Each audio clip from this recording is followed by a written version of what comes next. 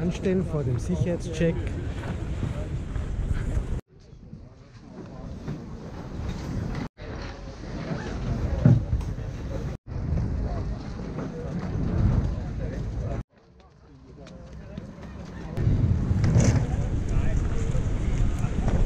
Guten Morgen Fotogemeinde, zweiter Tag Photokina aus Köln.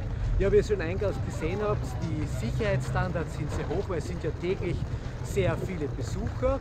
Ja, heute bin ich schon wieder ganz gespannt, wenn ich alles treffen werde. Wir werden natürlich berichten für euch.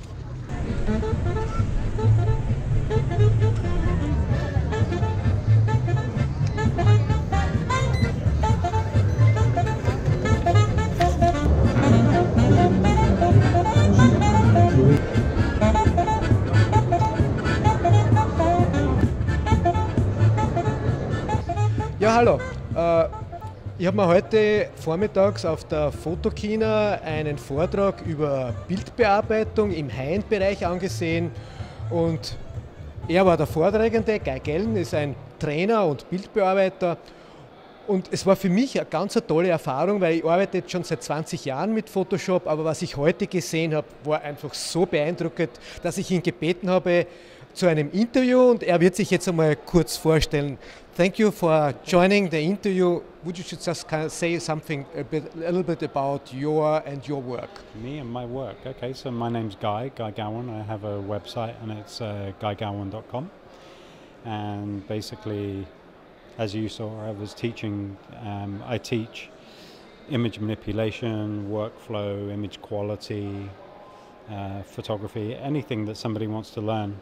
I was very impressed today about this natural look, what you created, and also the techniques what you used. And you always told us, don't compress the file. Would you just explain the viewers what do you mean compressing the file? Well, compression is like the enemy to a really good image, okay? So compression is where we lose detail.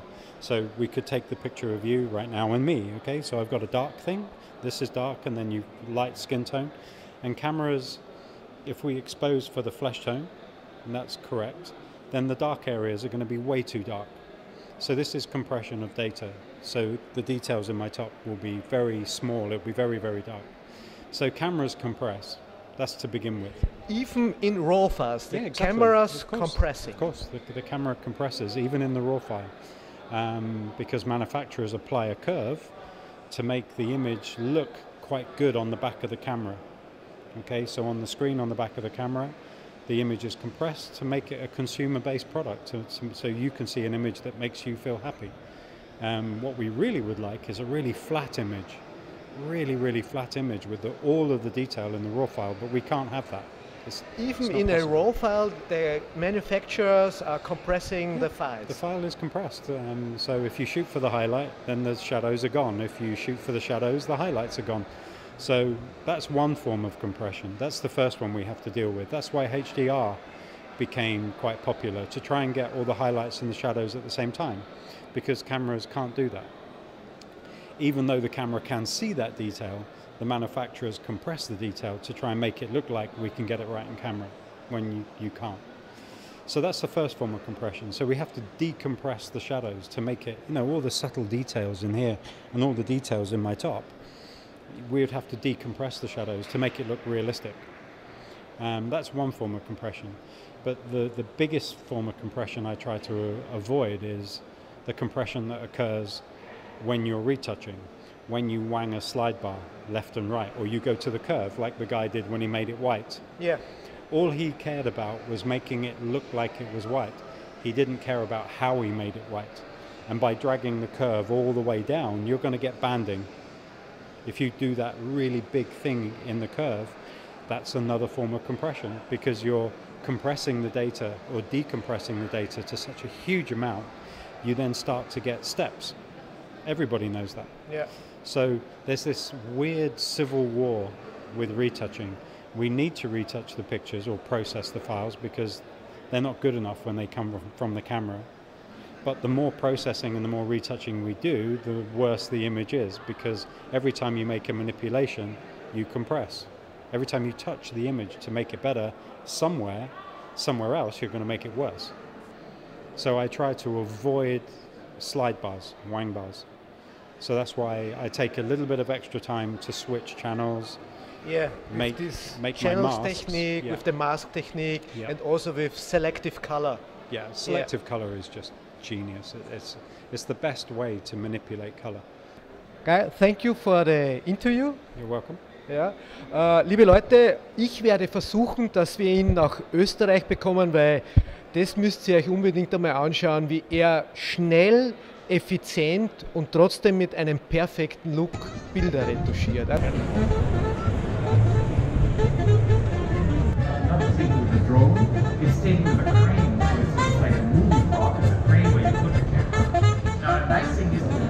Ich bin jetzt im Canon Media Center, weil ich einen Techniker bezüglich des neuen Canon EOS R-Systems interviewen. Ja, ich bin jetzt eingeladen von John Morris. Er arbeitet für Canon Europa in London und er wird uns jetzt kurz das neue Canon EOS R-System erklären. Thank you for coming and it's your show now. Well, you're welcome. Do you have a specific thing you want to talk about? Yeah, I would like to talk more about the new lens system and the new flash distance and what are the advantages of it. Sure. Yeah, so there are a couple of advantages to the new flange back distance. So if I just demonstrate here, the optic here at the back of the lens can sit closer to the sensor inside the camera. And what that means is that you can have higher quality and better brightness lenses that you can produce. What it means in terms of optics is compared to EF mount lenses, you can put your optics closer, which means that you get better image quality. Okay, so you can see here that if you have this back focus distance on a conventional lens design, if you are able then to put the optics closer to the sensor, you can shorten the lens the lens total length, and you can control the light that hits the sensor by the rear optic here. So that provides better quality and smaller size and better brightness. Those are the key sort of characteristics. Yeah, so you can move the autofocus point right to the top. So you can see there, it goes all the way 100% upwards, and then you can go all the way down to the bottom, and you can go 88% that way and that way, to the left and to the right. Okay. So there's a lot of flexibility in terms of where you can position your AF point. You can also use the touchscreen when your eye is to the viewfinder to exactly position where the AF point is. So there's a lot of flexibility. There is up to... Ja, liebe Leute, eine sehr interessante Kamera und ein sehr interessantes System, nämlich in Kombination von Kamera und Linse. Ich werde die Kamera sicher in den nächsten Wochen testen und dann darüber berichten.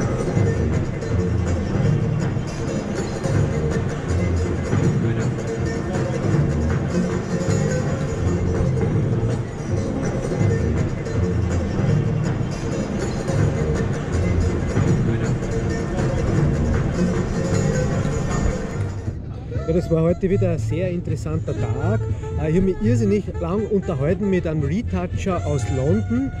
Der hat ganz andere Ansätze, die ich bis dato gekannt habe. Da werde ich sicher noch einen extra Post machen. Natürlich wieder einige bekannte Fotografen getroffen, mit denen sie dann auch unterhalten. Also das war heute wieder ein cooler Tag. Morgen ist unser letzter Tag, da werden wir wieder berichten. Also dann, bis bald und ciao!